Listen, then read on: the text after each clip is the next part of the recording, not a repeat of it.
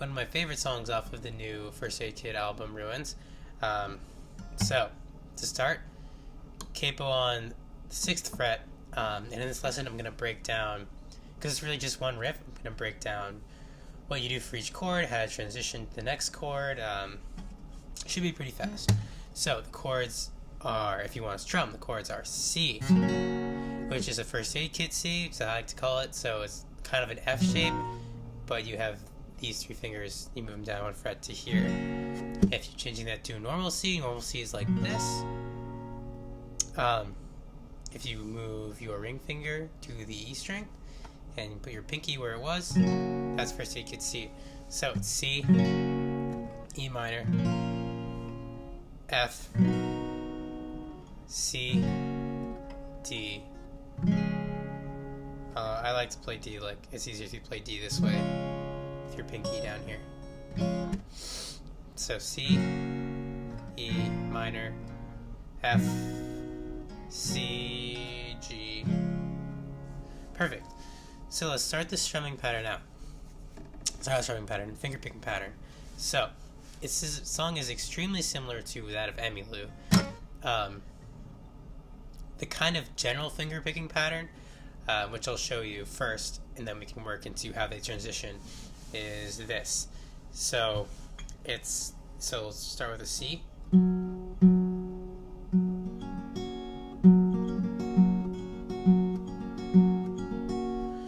Which is the A string, D string, G string, D string, B string. So slow.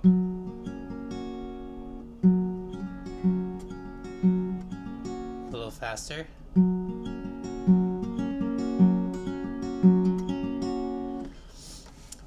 Perfect. And that's really it, except when you play G, you start with E and then you go up to D. For the E chord, you just go A and then go up to D. So if you want to pause the video, rewind, kind of work on that finger picking pattern, feel free. But I'll move into the transitions. So you start off with the C chord, just move a little bit, and you play it once, so that little riff we just did. Then you go back to the A string.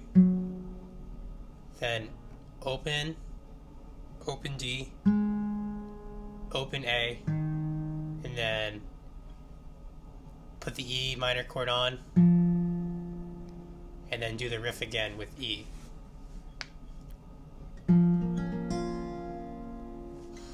So it's like this, what we just did.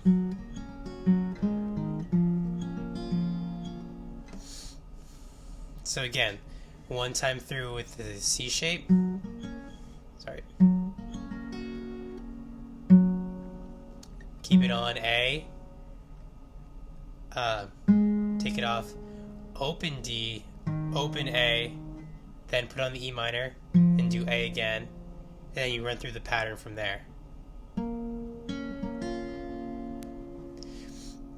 And then after that you do the pattern with E minor one more time. But when you hit that high B, you should be on the F shape. So it should look like this. Because you want to hit this note. So far, this is what we have.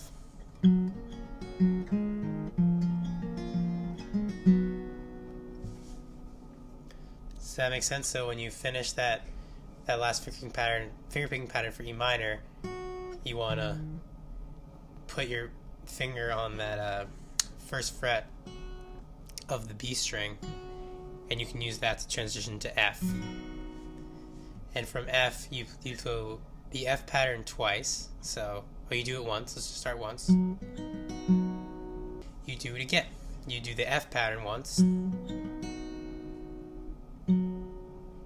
then you hit that A string. And then I like to play it where they hit the D string with the F on, and then take it off, open D string, and then the A string on C. And you go through the pattern of C. And then you go through the pattern of G. with hitting the low E string. So let's take it from the F, where we go through the pattern once. A, D with F, open D, A string with C on. Then you play the pattern. Then you switch to G. But you don't have to change your pinky. Like, pretty much all you have to do, take your pinky off and put this guy, your middle finger, on the 2nd fret of the A string. If because you don't even need to do that, honestly. You just need to put your ring finger on that 3rd fret of the E string. Now that we've gone through transition chords, let's run through it slowly real quick. Ready?